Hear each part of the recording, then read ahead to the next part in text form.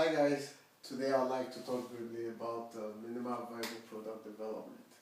Have you ever thought of starting up a business and at some point you realize there will be need for you to start with MVP, that is the minimal viable product, to be deployed for some certain duration of time before implementing the full features. If you've actually been contemplating setting up a business and considering MVP, I think it is important you understand how best you can actually deploy MVP. So when you're trying to deploy MVP, when I talk of MVP, that is the minimal viable product, it is important you have two things at the back of your mind. The first one has to do with the unique value proposition, that is what's making your business or your idea unique in comparison to what's actually obtainable in the market. And secondly, we have the MMF, which is the minimum market features. So when you're deploying, you need to ensure that you incorporate both your UVP as well as MMF to be at the forefront of your deployment.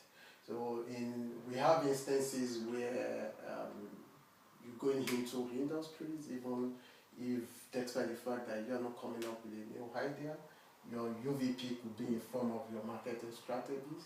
Your UVP could be in form of the distance you're giving out, or more like more like promo or some other stuff. It all depends on the industry in which you're going into. But one thing is vital: in order for you to be able to penetrate into any existing market, your UVP as well as MMF must be clearly outlined. And that is, when I mean the MMF, I mean the minimum features you know your customers will actually need in order to be able to pay for your service. Because if those features that would make your product to be marketable are not inclusive in your MVP, even if you have unique value proposition and you don't have the features that can easily make these UVP flies, then invariably you wouldn't be hitting the right target. So you want to ensure both your UVP and MMF are introduced into your MVP. And as soon as you're able to come up with your MVP, it is important to ensure you avoid some certain things such as knowledge gap, because you have instances where you have a product and you sell out the product to people. You realize some basic knowledge are hidden from the customers, and at some point they'll be using the product but realize there's lack of information, or there are some information that are missing. So you want to avoid knowledge gap in that instance and ensure that the product you're selling out or the service you're rendering to people, they have detailed knowledge, they have detailed information about it. You realize there are instances when people, even after coming up, after paying for services, they have to return the service, return the product, because they realize on the long run that some knowledge were not provided earlier before they make that purchase. So you want to ensure that the knowledge gap is not missing. And also alignment gap, this has to do with procedural steps for using your product. You want to make sure that that as well is not missing, because if the product you're giving out to people, as well as the steps for utilizing those products are not well clearly stated, you realize such service would as well suffer from alignment gap. And outside that, we have effects gap. When you're trying to render service or you're trying to launch a product or a business idea, you want to ensure that the customer doesn't have to suffer much effect from the service you're rendering. It should be more of benefits to the customers in entirety than any losses at any instance of time.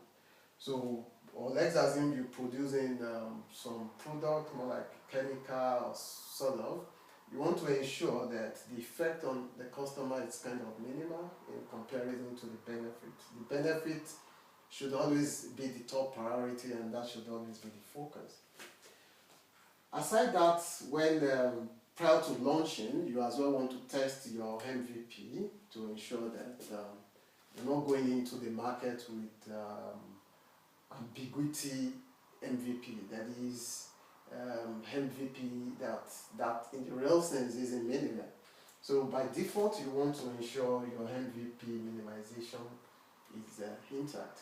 So there are some basic concepts that can actually be revealed in achieving that.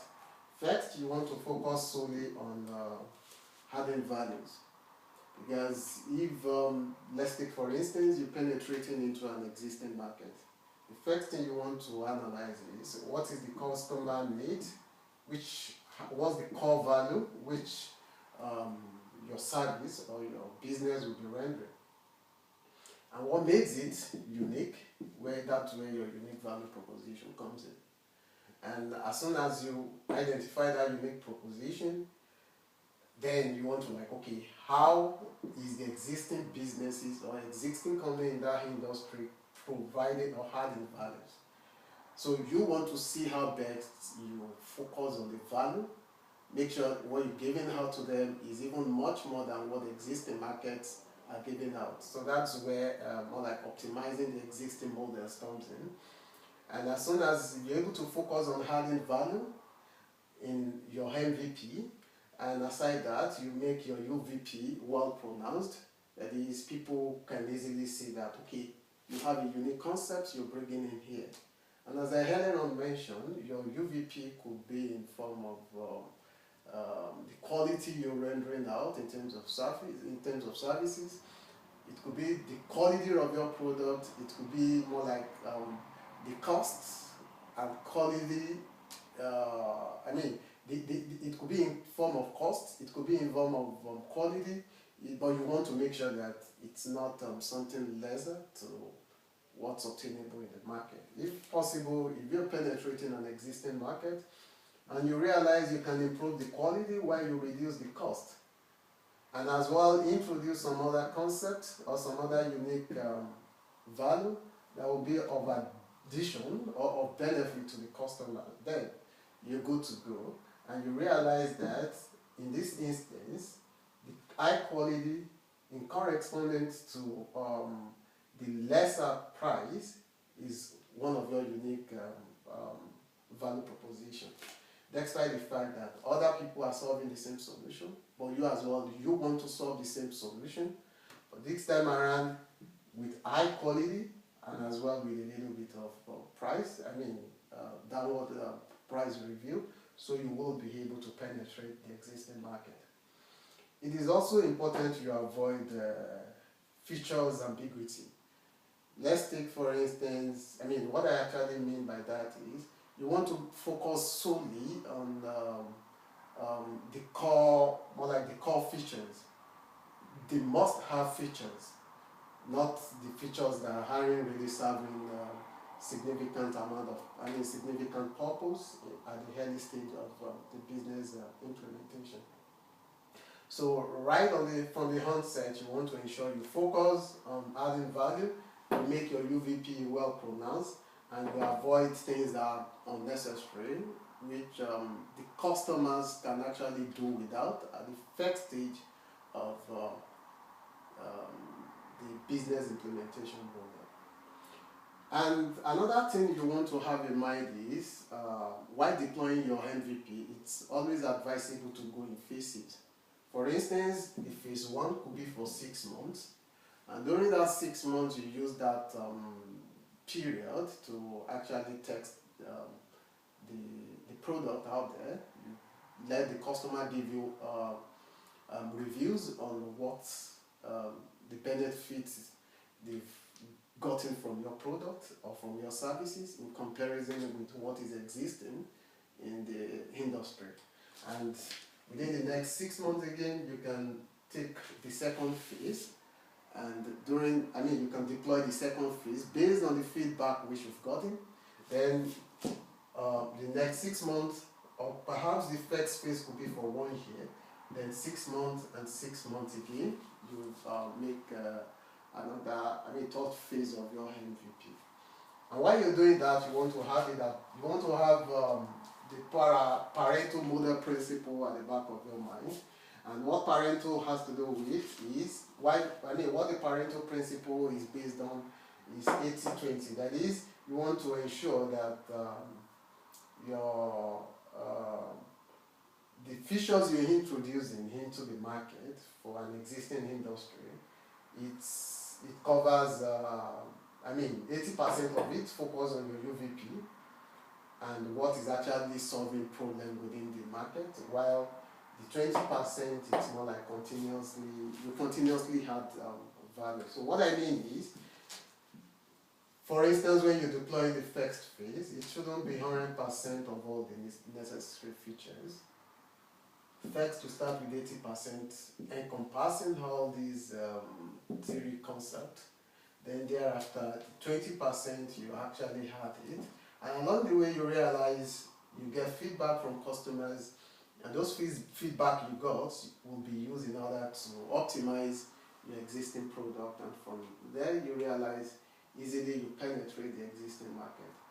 According to Pareto principle, 80% of your success comes from 20% of your work. So, but in this instance, what we're trying to do is ensure that 80% of the features that are going to make a product penetrable into the market are introduced in the first phase, which encompasses this theory concept, and the remaining 20% was spread over a period of time. But these 80% must actually comprises what would help us, or what would help your business to penetrate into the existing market. So that's just a brief about minimal viable product. I hope you find it quite beneficial. Thank you.